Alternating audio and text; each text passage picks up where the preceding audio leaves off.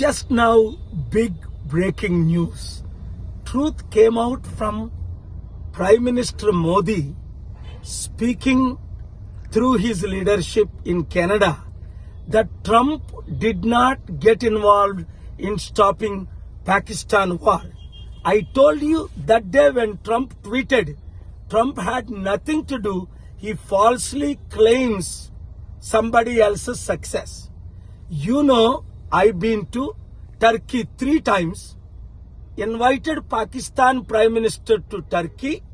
Turkey President, thanks to Erdogan, President of Turkey, God used me to pray and do my little part to convince the Pakistani Prime Minister and leadership, peace is the path, don't fight.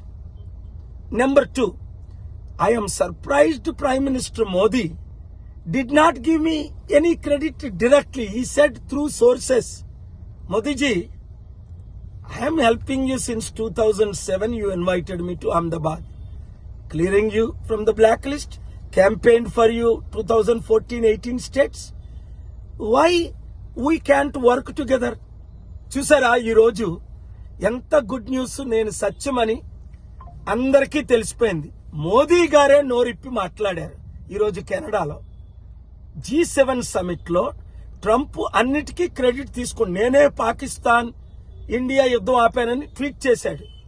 అప్పుడు దాకా నేను Pakistan prime మినిస్టర్ని Turkey పిలవడం, Turkey president నా friend Erdogan ద్వారా Pakistan prime minister ఒప్పించడం, Ukraine president Turkey రావడం, 3 సార్లు నేను టర్కీ వెళ్ళడం, రాత్రి పగలు ప్రార్థనాపూర్వకంగా నాకున్న చిన్న దేవుని టాలెంట్ తో నా హెల్ప్ నేను చేశాను.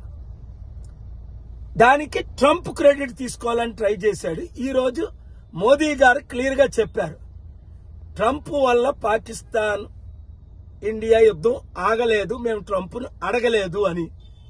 మరి అప్పుడే చెప్పలేదు అని కూడా నేను 2వ వీడియోలో చెప్పాను.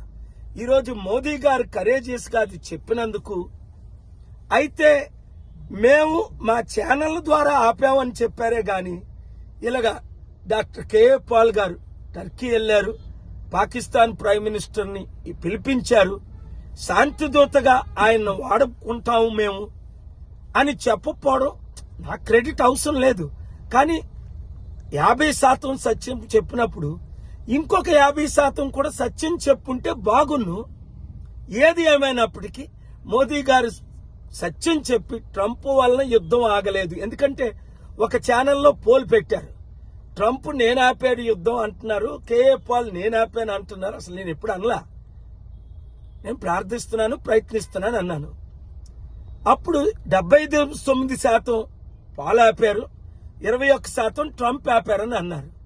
కానీ ఇప్పుడు 100% ట్రంప్ ఆపలేదు అంటే మీ ప్రార్థనలు, మీడియా వారి ద్వారా మీరు చేసిన కృషి, అలాగే నాకు దేవుడిచ్చిన అవకాశం, టర్కీ ప్రెసిడెంట్ ద్వారా పాకిస్తాన్ ప్రైమ్ మినిస్టర్ కన్విన్స్ చేయడం, ఇప్పుడు ఇజ్రాయెల్ ఇరాన్ యుద్ధం ఆపడానికి ప్రయత్నాల్లో ఉన్నాం. దాని గురించి కూడా ప్రార్థించండి.